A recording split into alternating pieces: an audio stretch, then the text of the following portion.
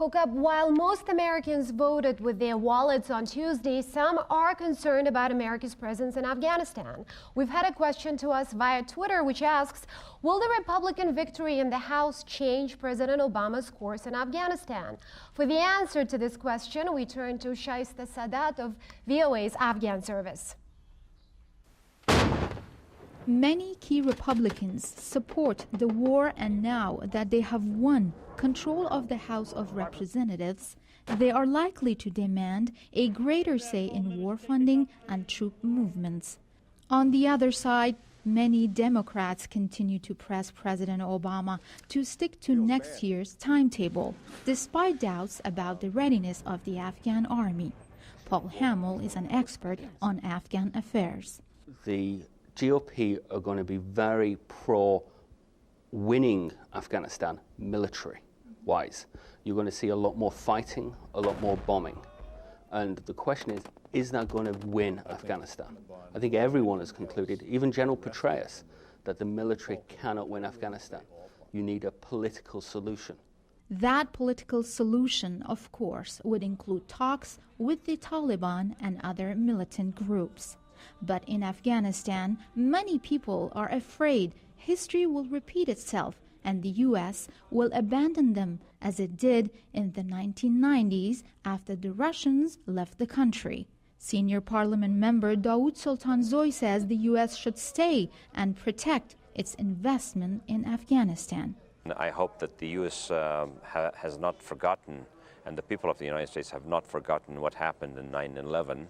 And if we leave this job unfinished, both militarily and non-military aspects of this job, we will leave a much bigger void in which danger can lurk and grow to a more uncontrollable dimension, which will be revisited one day again, and might be too late then. The war in Afghanistan could also trigger a budget battle on Capitol Hill. Spending on the now 9-year-old war in Afghanistan has reached more than $100 billion US. According to polls by CBS News and Pew Research, American voters are concerned more about jobs and the economy than they are about foreign policy. But many observers believe that Afghanistan and the Afghan war will likely resurface as a major election issue when the White House is up for grabs in 2 years. Scheherazade, VOA News, Washington. Well, let's get started with our panel here. The president has said that the U.S. will begin to transition out of Afghanistan starting next summer. Republicans have argued that this would be a mistake and it might embolden the insurgents to adopt a strategy of waiting for Americans to leave.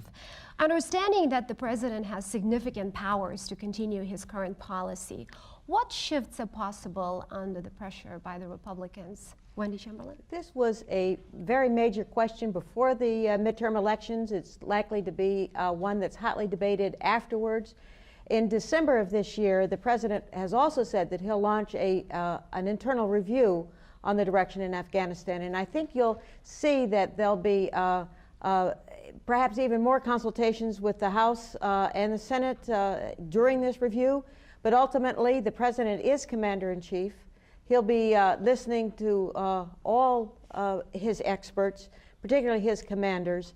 It's a very complicated issue, made more complicated by the weakness of the civilian authorities in Afghanistan. But we have seen some recent successes on the ground in Kandahar by the military. So all of these factors will be considered. My prediction, the final turnover will not be in 2011. It's more likely to be 2014. So don't expect any major changes in the near future? Expect a lot of research, a lot of talk, a lot of analysis. But my prediction again is that we'll stay the course. Ken Adelman, the discussion of Afghanistan and Pakistan and the war on terror were almost absent throughout the election campaign. Why hasn't there been a dialogue on wars? I mean, after all, this country is spending billions and billions of dollars every year. It's a good question. The most interesting part of this election, I think, is not what happens after the election, but what happened during the campaign. During the campaign, America was involved, as you say, and has been since '01 and '03 in 2 wars, and they were absent on the campaign trail in questions and in ads. What was the main #1 foreign policy issue? It was China. And that is because of jobs, because of seeming China's currency, and general resentment that the American economy is not better represented by antagonism towards China. I agree with Wendy that in Afghanistan there's going to be more support for keeping our troops there a little longer, but I disagree with her in one respect. I think that the start of the withdrawal of American troops will be on time for next year, and then it'll be a gradual decline in the American presence depending on conditions on the ground.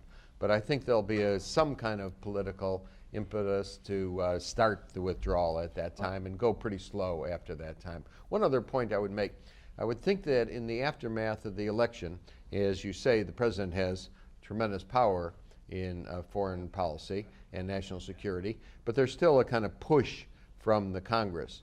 And the push from the Congress will be less for kind of international issues like climate change, like foreign aid, those kind of issues, and more for American assertion abroad in terms of a free trade agreement with South Korea, in terms of looking at Iran, which will probably be the #1 policy real issue over the next 2 years, and seeing if we can foment the freedom fighters and the freedom movement in Iran. That kind of stuff will be more vigorous, and the international UN kind of issues less vigorous.